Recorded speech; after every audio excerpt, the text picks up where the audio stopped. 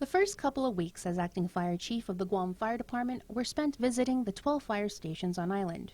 Daniel Stone says the response was that of support, but understandably there was a wait-and-see kind of feel. I will work diligently towards making the necessary improvements and listening to suggestions for improvements and reviewing them and keeping the best interest of the department, our personnel, and the government at the forefront of any of my decision-making. In a report compiled by the Transition Advisory Committee, it notes that within the first 100 days in office, GFD emergency medical technicians' work schedules should be modified to 8 hours.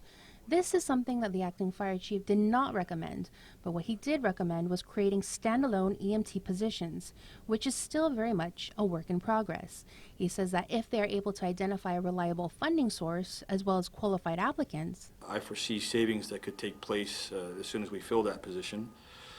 By way of putting sworn, uniformed firefighter EMTs back on the engine companies, at the rescue bases, back on the hazmat team, by having these non-firefighter EMTs staff the ambulance. he says this is in no way a replacement or reclassing of current firefighters, but rather a new position that they will have in their organization. The savings will potentially be realized by not using firefighter EMTs to staff the ambulances. Who also receive a 15% incentive pay for being assigned to the medic.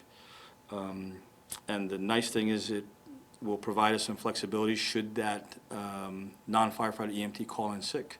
We would have the flexibility to take one of our firefighters and fill that gap, negating the need for overtime for that person.